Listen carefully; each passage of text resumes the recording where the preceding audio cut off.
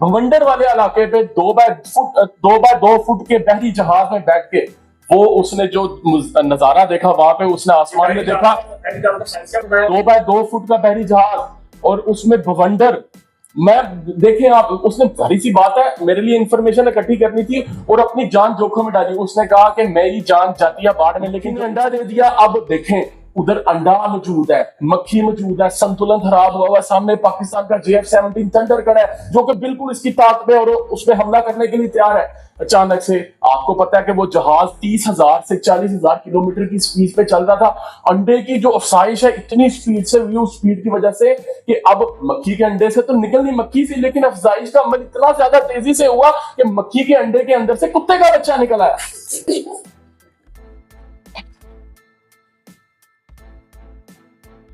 पाकिस्तान और इंडिया की जंग को आप एक्सप्लेन नहीं कर सकते। अगर आपने कनेक्टर राड की बात की है मेरे भाई, तो फिर आपको गहराइयों में उतरना पड़ेगा। सर वो दरिया सतलुज से जो हमने मिट्टी इकट्ठी की थी, इन्फिनिटी टॉक्स में एक दफा फिर आपको खुशामदीद कहते हैं। आज एक नए जोश, नए जज्बे और नए वलवले के साथ एक नया एपिसोड आपके लिए लेके आए हैं।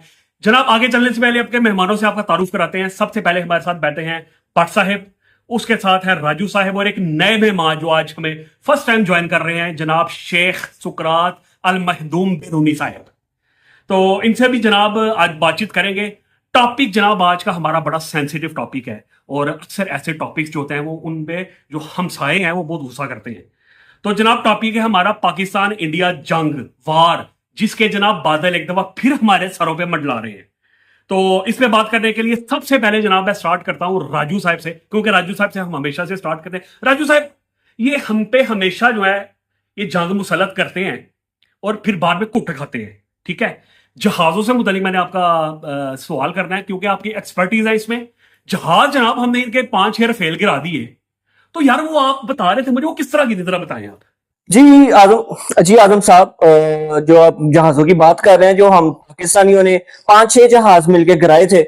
जब देखे बैटलफील्ड में जब 2 जहाज आमने सामने हुए थे, तो पाकिस्तानी जो इंडिया का जहाज गिराया था वो किसकी मदद से गिराया था वो मैं आज आपको बताऊंगा, उसकी एक्सप्लेनेशन करूंगा। जी मैं बता रहा हूं सर, जब आपका जहाज बैटलफील्ड में आए थे तो नीचे एक चाय वाले की दुकान थी जो आलू छील रहा था।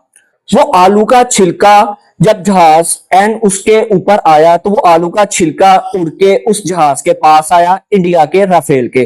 तो जब उसने देखा कि ये आलू का छिलका नहीं है, एक कोई ऐसा खुफिया इनका वेपन है जो ये यूज करके मेरा जहाज गिराना चाह रहे हैं, तो उसने वो मिसाइल उसके ऊपर छोड़ दिए।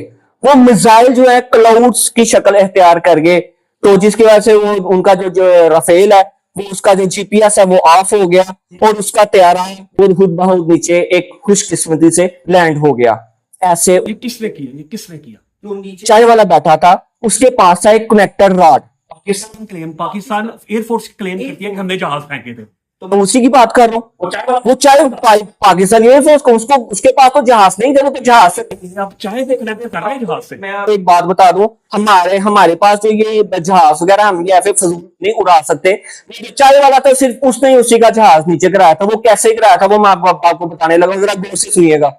उसके पास था एक खास किस्म का खुफिया कनेक्टर रॉड, जिसको ना लाल रंग की ग्रीस दी थी ना ब्लू रंग की, उसको एक खुफिया सब्ज कलर की उन्होंने ग्रीस दी थी। वो ग्रीस कैसे तैयार होती है वो मैं आज आपको बताऊंगा, मेरे से सुनिएगा। जब एक दूध जो एक आधा घंटा आप इसको आग के ऊपर रखें तो वो उबाले खा के जो आपकी उसके बाद मलाई आती है, उस मलाई को ग्राइंडर के अंदर ग्राइंड करने के लिए हमें कैसे मालिक्यूल्स की जरूरत होती है जो दरिया सतलुज की मिट्टी से इकट्ठे करते हैं हम।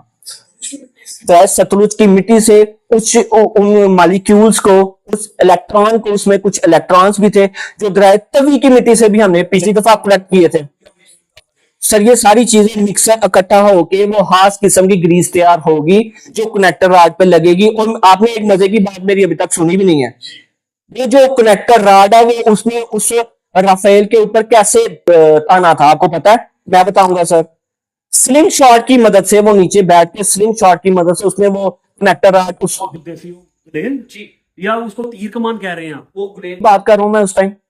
ग्लेल की मदद से उसने वो कनेक्टर रॉड उस राफेल के ऊपर ताना था जिससे वो राफेल नीचे गिर गया था। यानी कि आप ये कहना चाह रहे हैं कि वो जो राफेल है उनकी इतनी औकात है कि उसके लिए कोई मिसाइल या पाकिस्तानी एयरफोर्स मिसाइल तो सिर्फ हमने सेल्फी के लिए यूज कर रहे हैं ना, हमने उससे सेल्फी लेनी है बस। हमने उसके जहाज को गिराने के लिए जब हमारे पास कनेक्टर राड है एक खास किस्म का 14.5 इंच का, जिसको ग्रीस दी हुई है हमने, तो उसे हम गिराएंगे, हम थोड़ी अपने मिसाइल थोड़ी यूज करेंगे। जनाब ये राजू साहब ने ये एक्सप्लेनेशन दिया कि इंडिया के रफेल जो है हमने कैसे फेंके थे। आगे जनाब भट्ट साहब की तरफ चलते हैं। भट्ट साहब आप इस हवाले से क्या कहना चाहेंगे? कुर्बान जाओ अपने इन्फॉर्मर के, सदके जाओ अपने इन्फॉर्मर के, जिसने मेरे लिए इंफॉर्मेशन कलेक्ट करके लाई है, और उसको इस इंफॉर्मेशन को कलेक्ट करने में अपनी जान जोखिम में डालनी पड़ी। आप देखें, वो इंफॉर्मेशन को कलेक्ट करने के लिए बहरुल काहिल के बिल्कुल बीचों बीच भवंडर वाले इलाके पे 2 बाय 2 फुट के बहरी जहाज में बैठ के वो उसने जो नजारा देखा वहां पे, उसने आसमान में देखा 2 बाय 2 फुट का बहरी जहाज, और उसमें भवंडर, मैं देखे आप, उसने सारी सी बात है, मेरे लिए इंफॉर्मेशन इकट्ठी करनी थी और अपनी जान जोखिम में डाली। उसने कहा कि मेरी जान जाती है बाढ़ में, लेकिन जो इंफॉर्मेशन मैं आपको दूंगा ऐसी तहलका हेज इंफॉर्मेशन है कि ये आपकी पूरी की पूरी जो एयर एविएशन की जो दुनिया उसमें तहलका बर्पा है।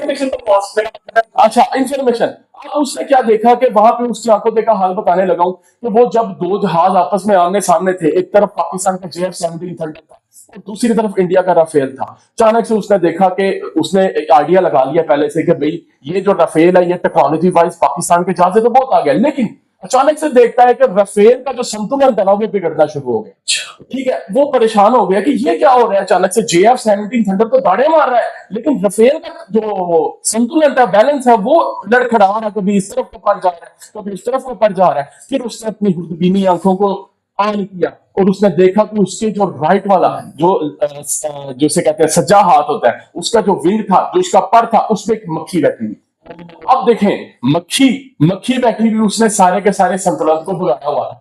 इधर तो हद तक तो ठीक है, मक्खी बर्दाश्त हो जाती है। अब आगे से देखें, मक्खी ने दे दिया अंडा, मक्खी ने अंडा दे दिया। अब देखें, उधर अंडा मौजूद है, मक्खी मौजूद है, संतुलन खराब हुआ। सामने पाकिस्तान का JF-17 थंडर खड़ा है जो कि बिल्कुल इसकी ताकत में और उसमें हमला करने के लिए तैयार है। अचानक से आपको पता है कि वो जहाज 30,000 से 40,000 किलोमीटर की स्पीड पे चल रहा था। अंडे की जो अफसाइश है इतनी स्पीड से हुई, उस स्पीड की वजह से कि अब मक्खी के अंडे से तो निकलनी मक्खी थी, लेकिन अफसाइश का अमल इतना ज्यादा तेजी से हुआ कि मक्खी के अंडे के अंदर से कुत्ते का बच्चा निकल आया।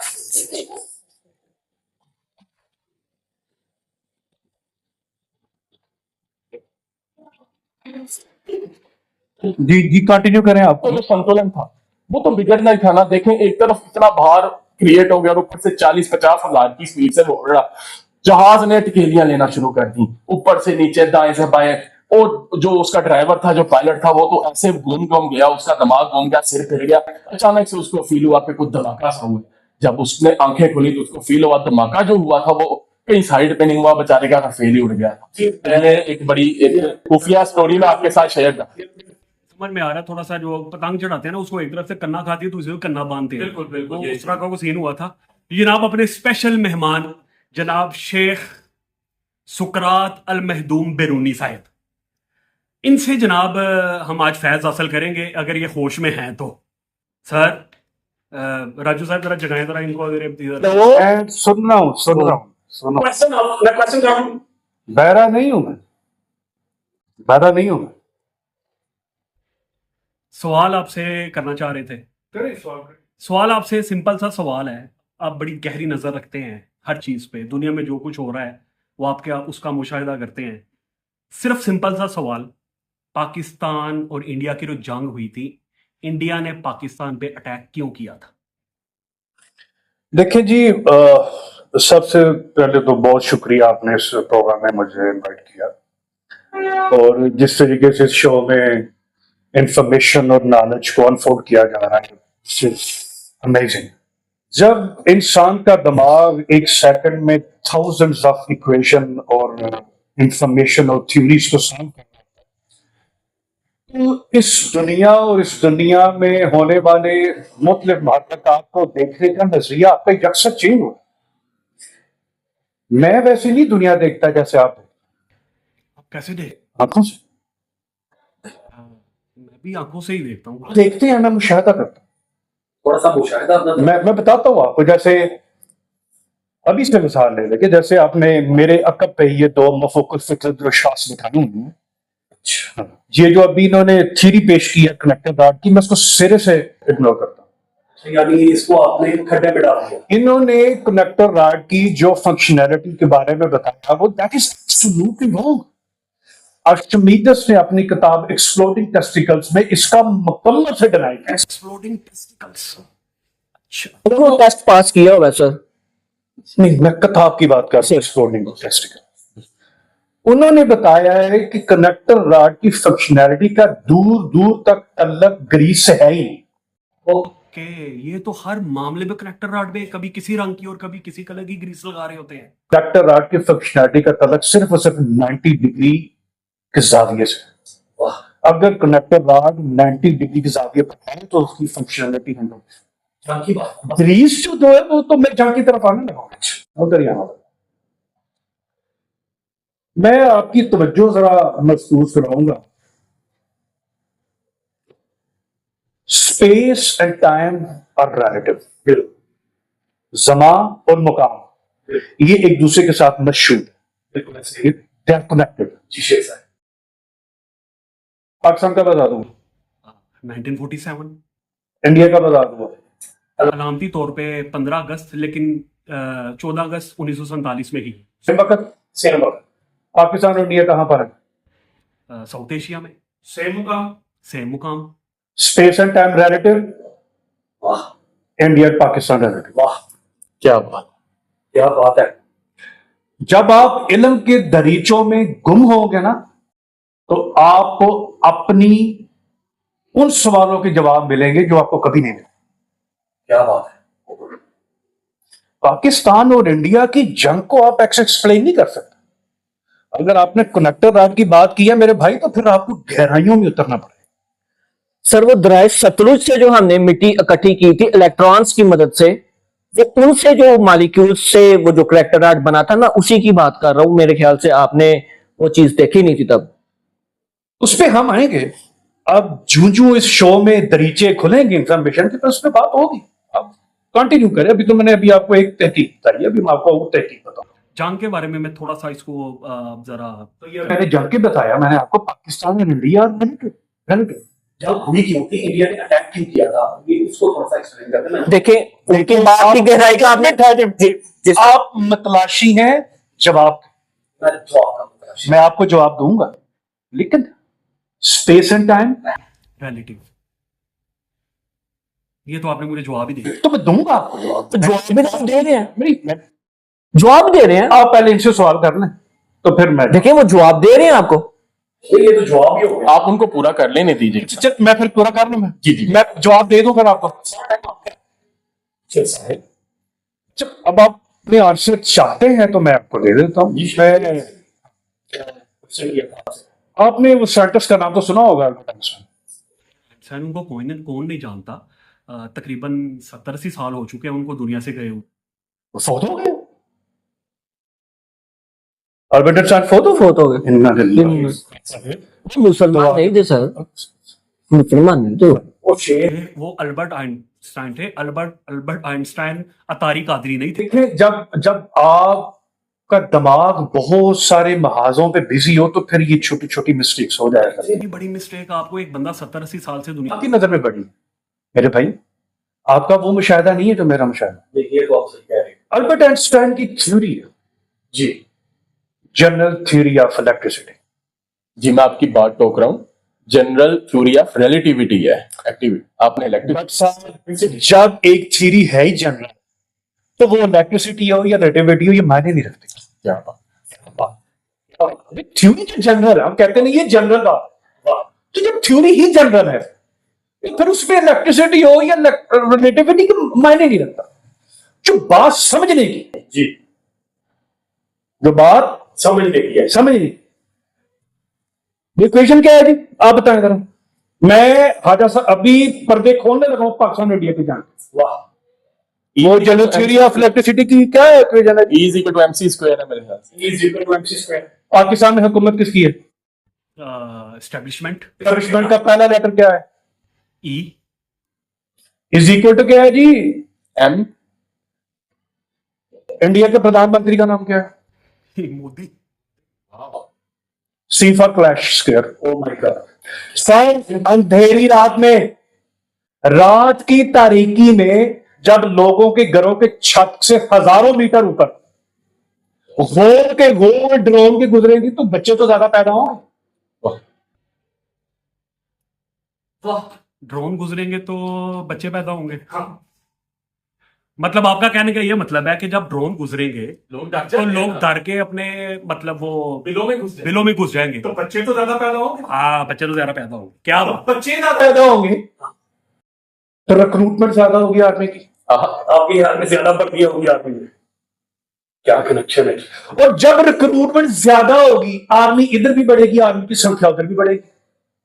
तो जिस मुल्क की आर्मी की संख्या बढ़ेगी वहां पे प्रोबेबिलिटी किस चीज की बढ़ेगी? जान की। सब जान देखने की बात है। मैंने आपको बोला था, आप देखते हैं क्या मैं मुशाहिदा करता हूं। बातों की जो गहराई है वो उसी तरह से है जैसा पीछे वो वॉलपेपर लगा हुआ है, वो भी गहराइयों में जा रहा है। आप भी हमें गहराइयों में उतारते जा रहे हैं। तो लिहाजा जी, शेख साहब ने हमारे सामने ये बयान किया है, जो भी इन्होंने बातें की हैं, तो ये इसकी गहराई में उतरने के लिए, इनको समझने के लिए भी इंसान के दिमाग को बहुत ज़्यादा जो है ना वो गहरा होना पड़ेगा। तो नेक्स्ट क्वेश्चन जनाब राजा साहब आपसे है। आखिरी सवाल एक कर लेते हैं। अभी आज मैं एक न्यूज़ देख रहा था कि इंडियन जो आर्मी चीफ है या उनके एयरफोर्स के हैं, वो कह रहे थे कि पाकिस्तान के 5 तैयारे उन्होंने गिराए हैं। अब ये 2-3 महीने के बाद कौन से तैयारे निकल आए हैं? सर ये वही हैं जो एक कागज की मदद से जो तैयारे तैयार होते हैं, उन्होंने वो घरों में तैयार करके उनमें ऊपर GF-17 लिख दिया था, तो वो उन्होंने छत से नीचे गिरा दिए तो वो गिर गए।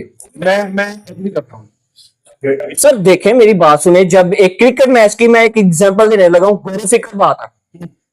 क्रिकेट का मैच खत्म हो गया, विनिंग टीम अनाउंस हो गई है, अंपायर बाद में कह दे कि ये आउट था। जब उसको बाद में याद है बाद में याद आए उसने उस वक्त फैसला नहीं किया, उस वक्त बताया नहीं है। बताया नहीं फिर क्या बाद- ये एग्जांपल उसी की बड़ी अच्छी सेट की है मैंने। इसमें मैंने कनेक्टर राज नहीं ऐड किया क्योंकि इसमें वो चीज नहीं थी। आप एक्सप्लोडिंग टेस्टिकल जाके किताब पढ़े अर्शमीदस की, आपको पता चल जाएगा। मैं सर आज ही पढ़ूंगा वो। टेस्टिकल्स, ये किताब अगर आपको कहीं मिले तो जरा इसको जरूर पढ़िएगा। सबको पढ़नी चाहिए। सबको पढ़नी चाहिए जी। टाइम काफ़ी ज़्यादा हो गया है। होपफुली आपको आज का एपिसोड पसंद आया होगा और समझने के लिए आपको सोचों के दरीचों में जाना पड़ेगा। तो आज के लिए सिर्फ इतना ही। नेक्स्ट इसी तरह की वीडियोस आपके लिए लेके आते रहेंगे। इजाज़त दीजिए, अल्लाह हाफिज़।